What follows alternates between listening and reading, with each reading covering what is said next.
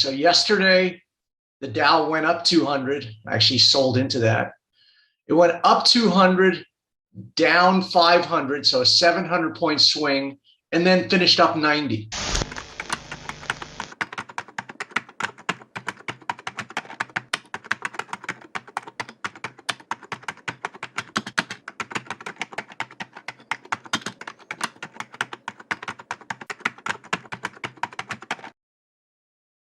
This is what I'm talking about. And to a large extent, that's why I say you should try and find a spot either now or right, at the opening, or wait till the close.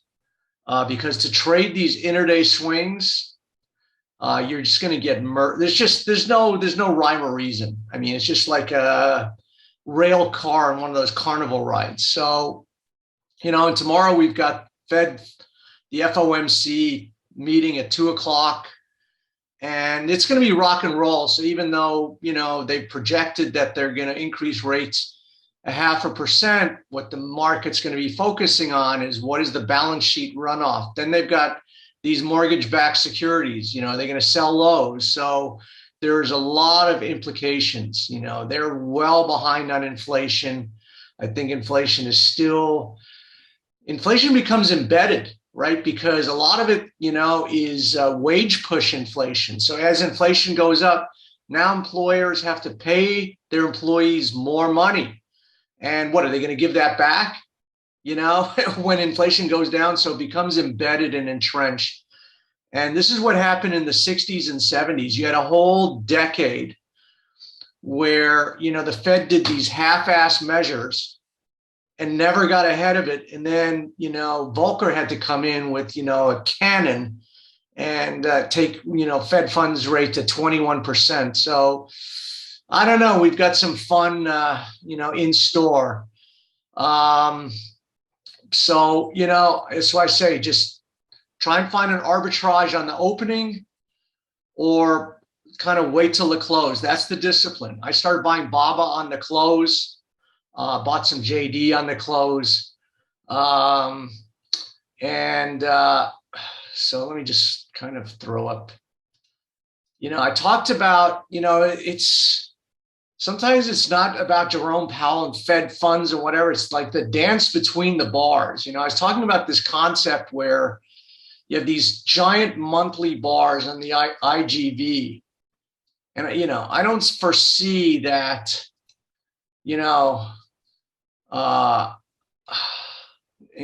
sometimes it's just a stupid aesthetic where I can't even explain it. And it sounds stupid, like you're basing your whole trading on, so, you have this gigantic range. And so, I don't foresee you're just going to start the next month and go lower. There's an interplay between these bars. They have to kind of, get into the same space. They have to play around. And these are monthly bars. So it could take a whole bunch of time to get where we're going. Now, you could have a giant rally this month, get back into this bar, and then go down again. And so it's a very difficult game right now. If you're short, you can't stay short more than 2 days. They raid the stops. And then I don't like something that starts lower and then goes through the unchanged. I always talk about that thing. I want the energy to start higher and then go lower. If it goes lower and then goes back up through unchanged, it usually keeps going. So now we had the monthly opening of the IGV start lower, go through unchanged, and now we're going the other way. And so you don't want to kind of be short against that. So it's crazy, man. You can see that we went lower right around these weekly lows. We made a new weekly low. Now we're going back up. So this is a very difficult market. And the only way is to be very, very disciplined about what you do. And so, you can't formulate any economic conclusions and big picture stuff, even though I think this looks like it's going to hell in a handbasket. You could still have a huge rally here. You get, back up to 320, no problem. So, I don't know what to say. It's just, very, very difficult. So I just kind of look for plays. So you can see Alibaba maybe looks like it's, you know, had this long-term downtrend. It's up against this, you know, amazing downtrend line. You know, it's kept it in check for a long time, and we're, you know, right at this point again. And, you know, if we start kind of breaking through here, it could, you know, give way to a huge short covering rally. So you got these two key reversals here, a little bit of a double bottom. And then I, you know, drill down to the daily, and, you know, yesterday you closed pretty well. And I started buying it a little bit before the close, you know, got in around the 100 level.